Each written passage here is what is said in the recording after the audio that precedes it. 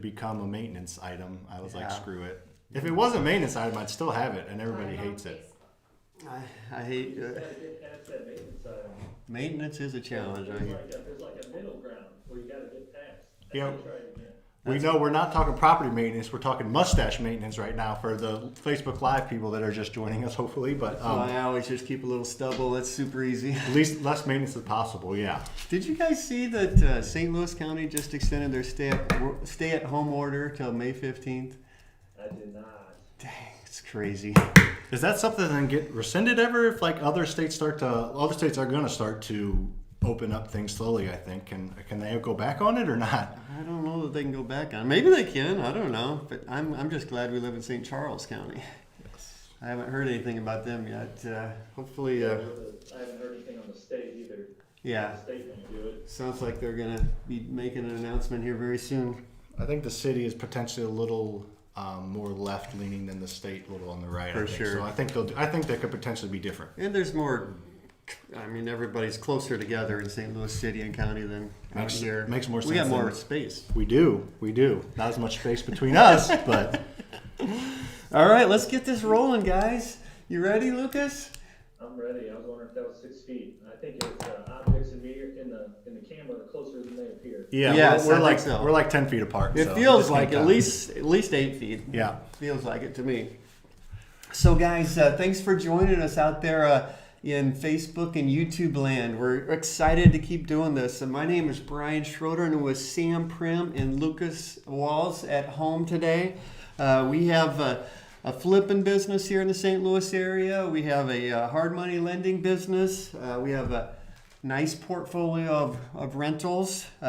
We have a traditional brokerage, and we have an education business. So we got a really good pulse on what's going on in the investment world or the real estate world in general in the St. Louis area. And we just kind of want to share what's going on. So we would love feedback. So fill up that chat box with comments and questions and feedback, anything you can think of. But especially, we'd love questions. We'd love to make this interactive. So The more people that ask questions, the more people that share this. We feel like we're really trying. We prepare for this. We're giving good information, so you can share it to your friends, and we won't make you look bad for sharing it. The more people that see it, the better. The more conversation we have, the more we can give back. So love it.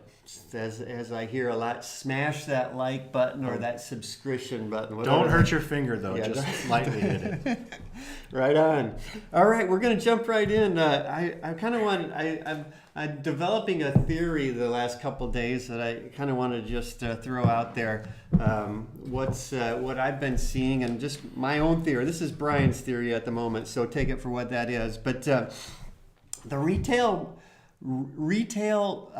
residential retail sales in the St. Louis area has been very resilient. I'm just impressed at, when we put houses out there to sell, either in our traditional business or in our flipping business, ones that we rehab and retail, they're selling quick, usually within the first week, getting lots of showings. So the market's just held up really well. And for us as investors, what we really kind of care about is the value of houses. Are they going up in value, or are they going down in value? Are they kind of plateauing? That's what we really care about. Is, in the traditional market, you kind of care about how many people are listing their house and how many buyers are out there. But for us in the investment world, we care a little bit more about our values going up, down, kind of plateauing. So I kind of expected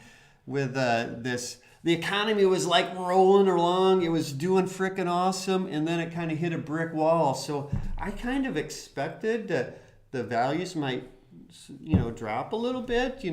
People offers would be a little lower or whatever, and it really hasn't come to true yet, at least here in the St. Louis area, at least in my experience. So I'm starting to develop a theory. So I wanted to share it with everybody. Why the real estate market values may stay firm or even keep going up a little bit through this COVID crisis. So here's my theory.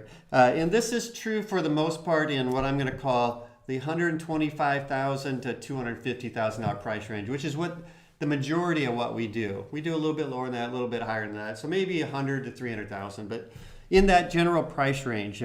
Inventory is super low and getting lower. You know, before this started, 30 days ago or whenever it started, inventory was really low. But it's gotten even lower because what I see is there's fewer people putting their houses on the market right now, and but there's still a lot of buyers out there. So inventory is getting even tighter. So that's one part of my theory. Number two is interest rates keep trending lower. I looked this morning. It looks like the 30-year fixed is at about 3.3%. Man, that's low. That is freaking low. And a year ago, right now, it's like 4.5. What was the mortgage rate on your first house you bought? Somewhere around 8%. Okay, there you go. All right, keep going. I don't need to mess with your flow, but I know you got in your theory zone, but it's just crazy. I bought my first house in 1993. People that bought their first house in the 80s was like at about 15%. Yeah, I think my parents was like 15 or 16% on their house they bought. Yeah. All right, so inventory is low and getting lower. Interest rates are low and getting lower.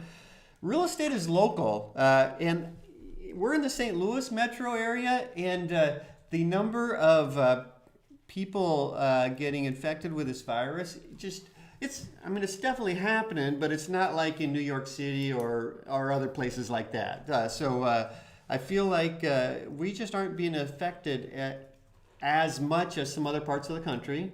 And lastly, one thing that I've learned over the last few weeks is in this era of stay-at-home orders and social distancing, you can still buy a house and you can still sell a house.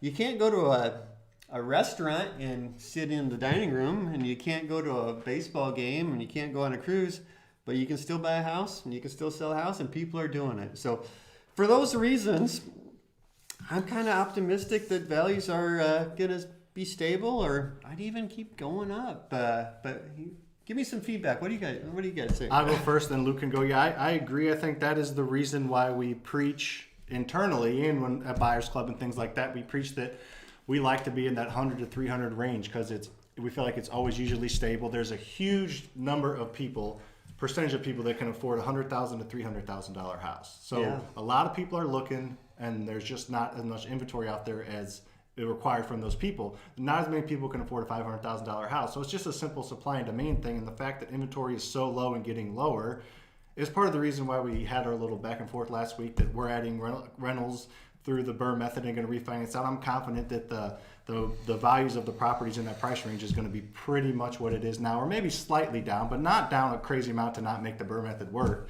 So that's kind of why we are still adding, but that's the reason why we stay in that price range for multiple things. In good times, it's a great price range. In uncertain times, it's still a great price range. But Lucas. Yeah, I think there's a lot of things that go into home values, and like Brian said, inventory's especially one of them. Interest rates, one of them. Another thing is that's pulling, and I think the other direction is economic growth, which I think is obviously going down at this point. But my son is trying to get into. Let him in, Lucas. All right. I think what Luke was saying was there's other factors besides the factors that we both talked about that potentially could affect it. But I still just think supply is so low. Even if half the people are looking to buy houses, that may be an extreme number. But even if 20 or 30% less people are looking to buy houses, there's still not enough for that other 60, 70, 80% of people that are looking. So it's not going to be, I don't think it's the days of 10% over asking, multiple offers on the weekend or any time coming soon. But I still think it's a very good place to be. And just wanted to give a shout out, James. Thanks for being on here. Calvin, what's up, my man Nick, Kathy, Jerome, Sharon. I know there's a few other you ones on there, but thanks for joining. We appreciate it. Keep the questions coming. Awesome. And I see Yates said that in 1988 he bought a house and his interest rate was 10.5%. If your interest rate is 10.5%, I don't know exactly what that means, but I don't think compared to 3.3% right now, your payments are probably double, maybe even more on the same. I was going to say, the house you can afford so much more of a house. So at much that more. level, which people that maybe couldn't afford a house can now afford a $150,000 house. Yeah. So it just helps even more people have a demand. So crazy. Good stuff. So if anybody else has any theories on if values are going to go up or down over the next 3 to 6 months, 12 months, throw them in there. We love to hear what people are thinking.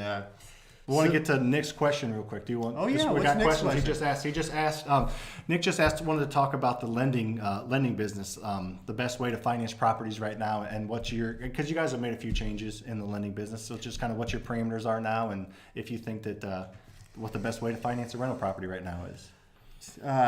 Best way to finance a rental property. So I guess I'm not sure if that's on the front end or I think the back the front end end is what he's talking about. Well, let's just answer both of those. So on the front end, your options are out there. So obviously, if you're using the BRRRR method, you want to buy a house at a discount. Make sure you're getting a good deal on the house. So when you refinance it out on the back end, you can get most or all your money back. Financing it on the front end, there's definitely hard money lenders still out there lending. I know Faster Funds Lending, which is our company, is definitely still lending. Mm-hmm. It's always a good thing to consider private lenders. There's an awful lot of people that are... Private lenders are still a great way to go. And now's a pretty good time. A lot of them potentially just took a good hit. A private lender is somebody that has hopefully an extra $100,000, $200,000 that they're willing to lend you for a return. But not a whole lot of people have that much extra cash. So the people that do potentially have money in the stock market, and they just potentially took a good hit. So now's a good sales pitch is stock market. You just lost 20-30% of your potentially of your stock portfolio. And if you had that money invested in me, you wouldn't have lost a dime. You would have made money. So that's a pretty good pitch to be pitching right now to the private lending guys. Absolutely. Not only would you not have lost a dime, you're probably making 8% or something like that. 8 to 12%, something along those lines. And I don't know.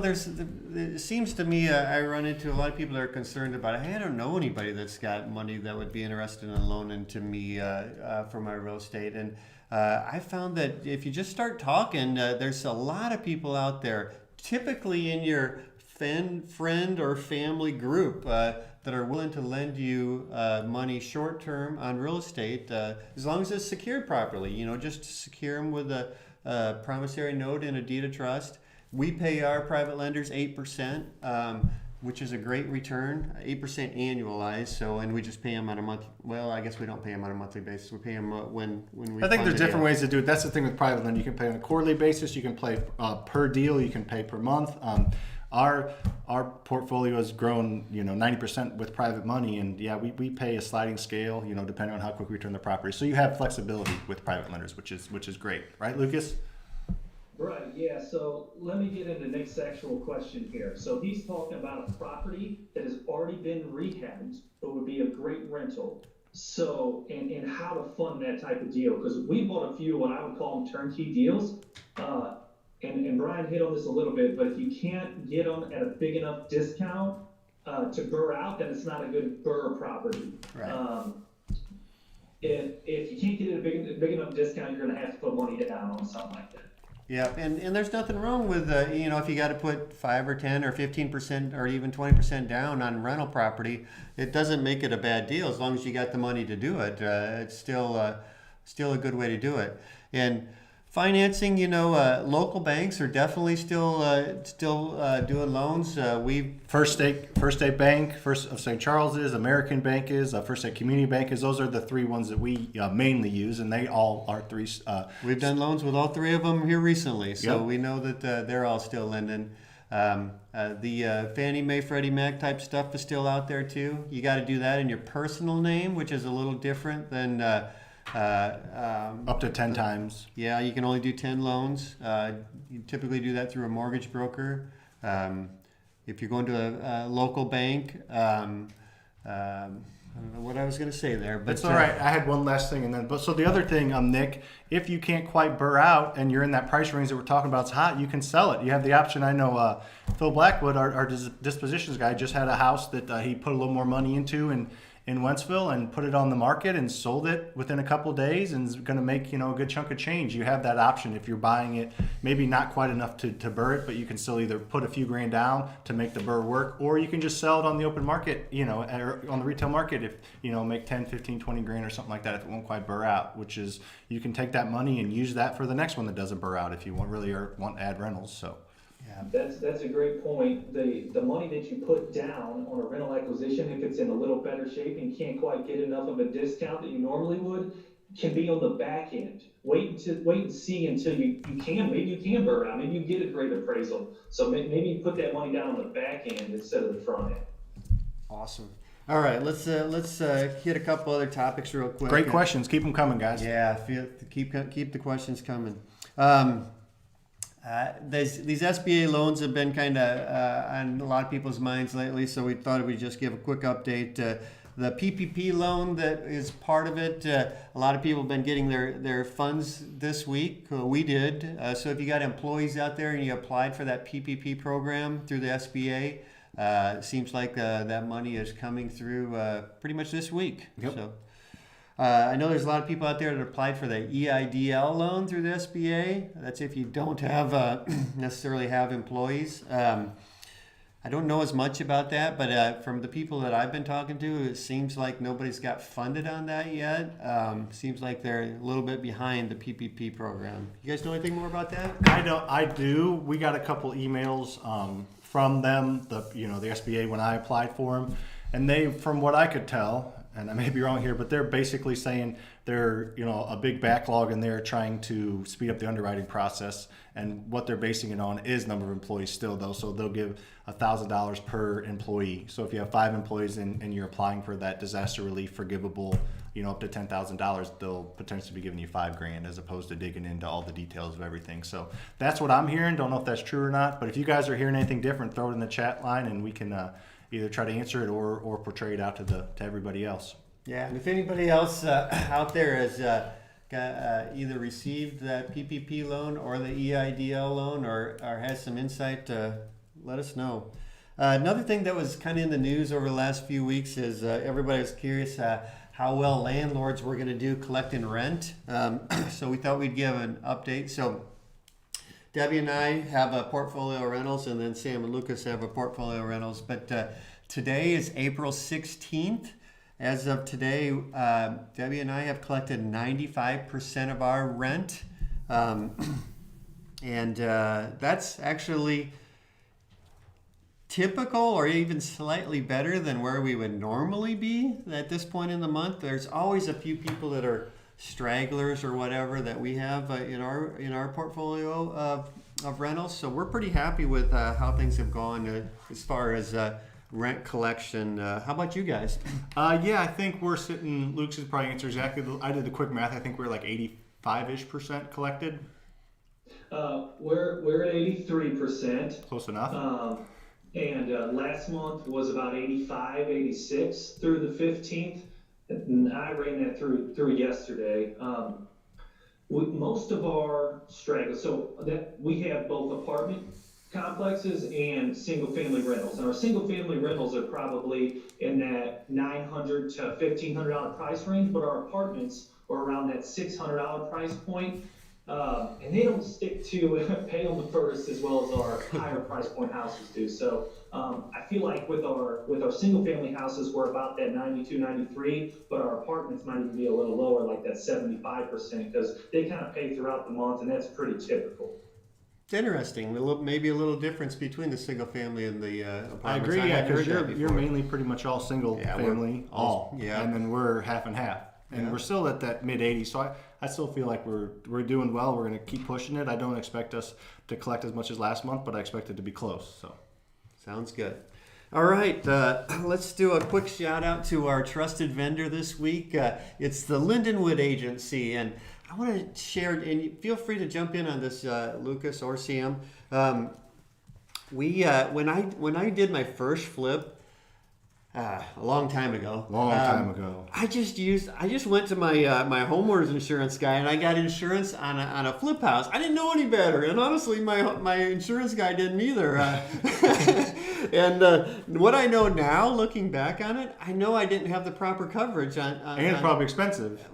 True, exactly. So, what Lindenwood Agency does is they are a commercial insurance agency, and they got a fantastic product for people that buy a house, rehab it, and resell it. It's a builder's risk policy, what they call it, but it covers the house while it's vacant. A lot of typical homeowners insurance type insurance policies don't cover vacant houses. And the other thing that it covers is all your construction materials. So let's say you just have a delivery of your kitchen cabinets, and that night they get stolen. If that's a typical homeowner's policy, that is probably not covered. But in the builder's risk policy, that is totally covered. So shout out to Ryan, Micah, and Melody with Lindenwood Agency. They do a fantastic job of working with real estate investors. They understand real estate investors and flippers. So what'd you guys do? Do you remember what you did on your first I think deal? we had the right insurance, maybe, because we were.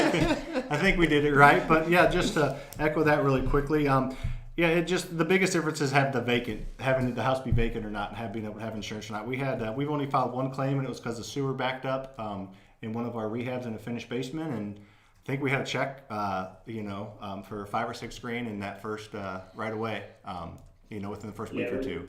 Yeah, we needed that money at that point in our career. Honestly, if that happened now, we probably wouldn't even file a claim. But another thing with Lindenwood Agency, they also have a good relationship with companies that have multifamily insurance policies. So that's who we go through for our multifamilies as well. Cool. Awesome. Hey, Brent Corsi put in the comments that all of his tenants have paid so far this month for their rent, so that's awesome news. I think there was a lot of fear out there that tenants won't pay, and I don't think that's really coming Not true. as bad It as seems like it's... Yeah, not as bad as what people were thinking, for sure. And what's up, Trevor? Hey. Hey. All right, throw some more feedback, questions, comments in there, and smash that like and subscribe button. Yeah, subscribe to our YouTube channel. It's a lot of fun stuff going on there. Don't smash it, just tap it. Speaking of the YouTube channel, I was watching that video you guys did. I think it was last night or was it the night before I was watching it. It was funny and it was awesome. It was educational. You guys bought a house out in St. Peter's on Zeus. Either one you guys remember how that lead came in or where you got that deal from? Go ahead, Luke. First of all, you bought it too, Brian. You own the company that bought it too. I'll let Sam talk about how the lead came in because he's more the marketing guy, and I'll kind of get into the rehab and exit strategy. Okay, yeah, the lead came in. It came through one of our mailings. One of our mailings we send out every day. And Dennis, one of our acquisitions guys, got the lead. I went on the call, talked to him. We talked to him on the phone. He sent me some pictures, and it looked like it's in a great little neighborhood, exactly that price range, 150 to 250 in St. Charles, the perfect rehab. Didn't need a bunch of work. Looked like it just needed a cosmetic rehab, and he was able to negotiate the price down and get it at a fair price that the seller was happy with. Yeah, awesome. Yeah, Go ahead, Lucas. That's great. So our pretty much number one exit strategy is to cherry pick the best houses for our company to rehab. And as soon as this one came across the boards, we knew it was going to be a great property rehab because it was under a $30,000 rehab in a subdivision that was probably 1970s, 1980s and newer. So great bones, cosmetic rehab. We actually got it done for about $23,000. And we were able to push the market with just little changes that we made to the rehab, such as doing a stainless steel vent hood or just making small tweaks like that don't cost a lot of money. Yeah, I tell you, I was looking at the notes from it last night when I was getting ready for this set, and one of our, it's actually Phil Blackwood with our dispositions, he threw in the comment when Dennis got this under contract that he would love to to buy it for himself. And Sam, you threw in a comment, no way, man, we're going to rehab that baby. Yeah, he always tries to cherry pick the deals and give us lowball offers. Dang Phil. But yeah, no, it was a great one, and the video is funny. We have a jumping competition in the middle of it. Lucas doesn't jump very high. I don't know, you could put a piece of paper underneath his feet when he jumps, but we do a little fun, some fun stuff in there. So definitely check it out. And Trevor's question on there, I see. How many times did you mail the person? It was our second mailing. So we do our first mailing in-house, and our second, our series of sending 5 or 6 letters. The second batch mailing out of all our in-house mailings goes to Graphic Connections. So REI Print Mail. So check them out. They're one of our trusted vendors as well, and they do all of our big mailings over 1,000. We do a lot of in-house daily mailings, and so that was the second letter we sent them. Yeah, and I think this particular one was an obituary, so somebody had passed away, and we had gotten the lead from that. So that's a pretty good mailing for us. So you guys had in your video some really good nuggets. I want to just get some feedback on those. So Lucas, you one of the things that you said is you make your money on the buy. Can you expand on that a little bit? Yeah, absolutely. So I think that's twofold when I said that. First of all, if you're buying at enough discount, you have multiple exit strategies, whether it's a wholesale, a rehab, a rental, or just turn around and put it on the MLS. So if you're buying at a discount, you can walk out of that appointment with that seller with a contract in hand and know for sure you're going to make money one way or another. So that's the first thing. The second part of that is choosing the right houses to rehab. You can buy at a pretty big discount on a $150,000 rehab and a 100-year-old house in South City and still not make any money. So we chose the right house to rehab for our company. That is our niche, cosmetic rehabs, turn them quickly. So that's what I meant by that, Brian. Yeah, no, that's really good. I think it's really good to know what kind of rehab you're really good at, because that's really good feedback. Because do you guys know anybody that's really good at rehabbing 100-year-old houses? Yeah, I do. I know a couple people that are really good at it, and they have 4 or 5 projects throughout the year, and they just are in them all day, every day, pulling the character out of them, doing some fun stuff, and they make a lot of money on each one. That's just not where our strengths lie, and that's not where our company lies. We need stuff to turn and burn quickly. So, and Nick, yeah, Lucas did play basketball. His comment up there, and no, he never had hops. Watch the video. Never take anything Sam says seriously. You can see the hops in the video. No hops.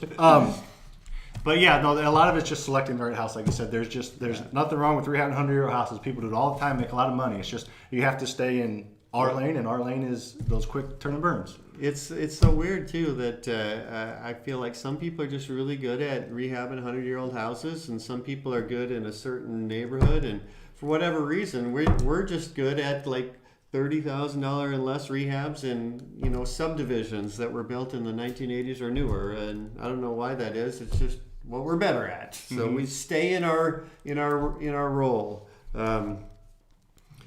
So Sam, you talked a little bit about know the market, as in what houses are selling for in that area and what types of finishes and stuff. Yeah, the biggest thing you can do is when you're doing a rehab, whether it's cosmetic or if it's a little deeper, knowing what the finishes are of your competition. Look at what's active on the market. Look at what's sold recently. Don't just look what it's sold for. Look at the pictures. Does it have brand new cabinets and marble countertops and backsplash and Viking fridges and all that stuff you don't want to over rehab or under rehab, so just try to match your competition or slightly higher. Try and do the same finishes with the floors or the bathrooms. Do all of them have tub surrounds, or they all tile with glass nice doors? Just you want to be near your competition or slightly better. You don't want to be way under or way over, because you're not going to get that return if you're over rehab. And there's a certain price point that a subdivision will hold, and it won't go any higher. You're not going to sell a $400,000 house when the lowest comp is $300,000. You're not going to be able to do that. So you just need to kind of stay in that range. And the way you do that is when you're getting ready to rehab a house, you go in and look at the recent sales in that neighborhood and look at their photos. Yep. Mm-hmm. And just don't just look at the price. Look at the photos and see like that. What your competition is, recent sales and what's out there on the market. That's a good tip, Sam. Thanks, Holy Brian. smokes. Lucas, you talked a little bit about saving costs without sacrificing quality. And I thought, it's kind of hard to explain that without the photos. You did a really good job because you were showing the photos. But can you talk just a little bit about that? Yeah, so saving costs without sacrificing quality is kind of a motto that we live by in our construction side of our business. And our project manager CJ does a great job of making sure that comes to life. But the main way to do it starts before you bought the house, before you start the rehab, is selecting the right contractor for that house and for your company. So making sure you have a contractor that you trust, that gets projects done on time, on quality, and on budget. And you can just help manage that contractor and manage that project as a project manager like CJ does. So that's part of it. And if they're quality contractor, you're not having to go behind them and spend time fixing things that they messed up. But also kind of know where your value of that house, of any house, lies. We know what drives the price up on houses. That's nice kitchens. So we spend money in kitchens. We do a little extra in kitchens to make sure that house sells and sells for a lot. And the extra money that we spent in the kitchen at Zeus was probably only an extra $1,000, honestly. That's it. And that extra $1,000 allowed us to sell the house first weekend on the market for asking price. Yep, I agree. And Trevor's question, are builders still building? Yeah, they are. The builders are still building right now, especially it's one of those things in St. Charles County, at least, that they can still do. They be out on the job site outside, stay kind of spaced out. So the people are definitely building. I know Luke's building a house right now, and his house is still going. And drive by neighborhoods, see stuff going up all the time. So as far as I can tell, builders are definitely still building. I don't know about the rest of the country, but around here they are. Yeah, you're right, Sam. It'll be interesting to see single-family permits as we get a little more data on all this, how that trends. But right now they're still building. I talked to the sales office at Lombardo, who's a local builder here, pretty much a couple times a week, and she says she's still booking appointments. She's still writing contracts as much as they were 2 months ago. Can you just go on into the sales office there, or do you gotta what are there some rules or something they got going now? Yeah, it's all by appointment only now, bro. I gotcha. So you can't. Yeah, I gotcha. Interesting. Good question, Trevor. I honestly didn't know that myself. You guys threw a kind of a tip in the video that I thought was interesting. You guys always like to list your houses on Thursday. Talk about that a little bit. Yeah, I feel like Thursday's a great day to list. It's when most people list anyway, but it kind of gives the people and the agents who are wanting to go and set all our Saturday or all our Sunday to go look at houses. It kind of gives them a heads up to kind of schedule their day and schedule around the houses that they're going to go see. If you're listing on Monday or Tuesday, not as many people are looking. If you're listing on Saturday, people could already be looking at houses and not in front of their computer checking it out. So list on Thursday gives it enough build up for the weekend. Then also, if you have an open house on Saturday or Sunday and you list it on Thursday, somebody go look at it Friday, and it gives you some negotiating leverage to say, give me asking, or I'm going to do the open house, and there could be 40 people in here over the weekend if you don't give me asking, assuming that your price right and that's a fair price. Some psychology in there. There you go. Isn't there? Mm-hmm. Yeah. Did you take psychology in college, or it just naturally come to you? Just naturally. All right. There's some comments in the chat box about Yates's jumping ability. There's a jumping contest in the video, and Sam and Lucas are a little taller and played basketball and so forth. Yates, I think he was a wrestler, wasn't he? Yeah, I think he was a wrestler, and I don't know. Yates is kind of like that most interesting man in the world. Commercial. Yates can do a lot of things. He's a nut. So I wouldn't be surprised if he was all those things. But yeah, he had some good airtime, but I think there might have been a little video editing going on or something. Maybe sure. I'm not sure, but it looked good in the video. Mm-hmm. All right, you guys also talked about how you guys decide on, or you had some tips maybe as the way, especially if you're rehabbing a lot, about how to choose your realtor and so forth. So you guys want to expand on that at all, or how you pay your realtors or anything? Yeah, go ahead, Luke. Yeah, just I guess how to choose a realtor. That's a good question, especially if you're doing a lot of rehabs. But if you're not, just starting off, make sure you like that person, because you're going to be talking to them a lot. So that's number one. Make sure you like your realtor. Number two, make sure they are good at their job. That's probably the most two important things. And then I think it kind of gets into money after that, and especially when you start to do multiple projects a year, 2, 3, 4, 5, 10 rehabs a year, and you can start negotiating prices with a particular broker that you like, maybe a flat percentage or a certain percentage or a flat fee for all your listings. But you got to be doing volume. Yeah, because especially if you're doing volume and you're doing good rehabs, it's easier for the realtor. A, they're getting volume and numbers because they're getting multiple listings from you. B, they're not super hard for them to sell as opposed to, a house that has 2 dogs and little kids and a family and it's occupied and you have to go show it and they have to be there, they have to work around that person's schedule. If it's a vacant house that's in beautiful condition, they're going to sell it within a couple weeks.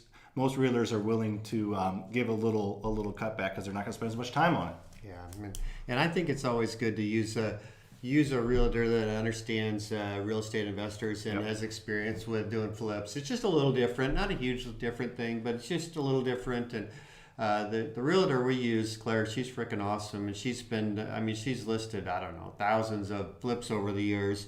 And it really is an advantage to have her as a listing agent, I believe. So I agree. Me too. Shout out to Claire. Shout out to Claire Stigemeyer. Definitely the right realtor for us. Yep. All right, guys. I think that's all I had on the agenda today. You guys got anything to add before we wrap it up today? Any other questions out there? Anything? I see Matt Midden put in there, and I think he's a builder. They're definitely still building new right now. It sounds, and if builders are still building right now, to me that shows that they have confidence that the market's still going to be strong, as in values. Houses are still going to have good values 3 to 6 months from now, which kind of goes into what we were talking about at the beginning today. I like it. You see Calvin's question up there. He asked, if you could only have, because we got time, if you could only have one business between flipping and rental, which one would you have, Brian? Wow. That's a tough one. I love both of those businesses, but if I had to choose and I could only have one, there is no doubt in my mind I would take the rental business. I just love the rental business. Same here, especially if you have some active income while you build up your rental portfolio. Yeah, the rentals are a long-term play for sure.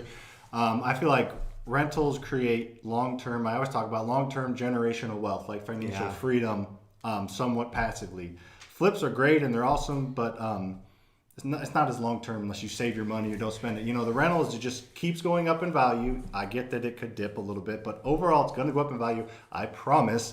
And the tenant's going to pay the note down. So you're just creating wealth with each. I think Luke and I looked it up the other day between our debt pay down and our rental coming in, and appreciation, assuming appreciation. It's like $1,500 a day that you're growing with them spacing themselves out. So I would definitely go the rental route. I like being able to do both. Luckily, we don't have to choose, Calvin, but I like the rental route. It's a great question. I love the question. And they complement each other so well. That's why I like having both too.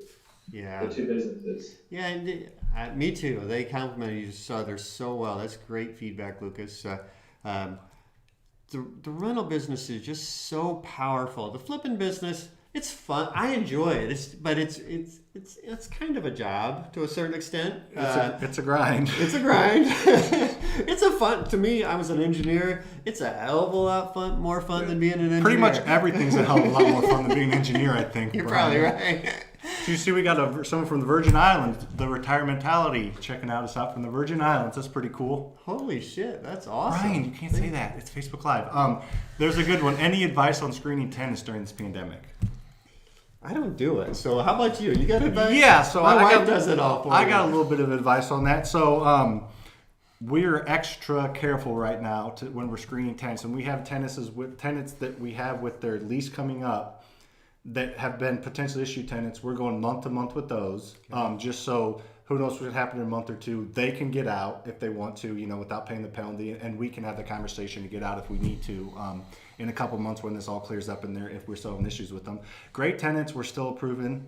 We're still renewing, and then we're just approving. We're not a whole lot has changed for us. We like to have somebody making over 3 times their income is based off the rent, and we no criminal history or no excess criminal history, and then no evictions. Not a lot of that has changed. If it's a good tenant, that meets our criteria, we're still going to approve them. That's what we're really worried about, is approving good tenants. And as far as I know, what we've done, we've listed a couple properties that got rented right away, and then I think you guys have got some stuff rented recently. Oh, yeah, so people are still renting.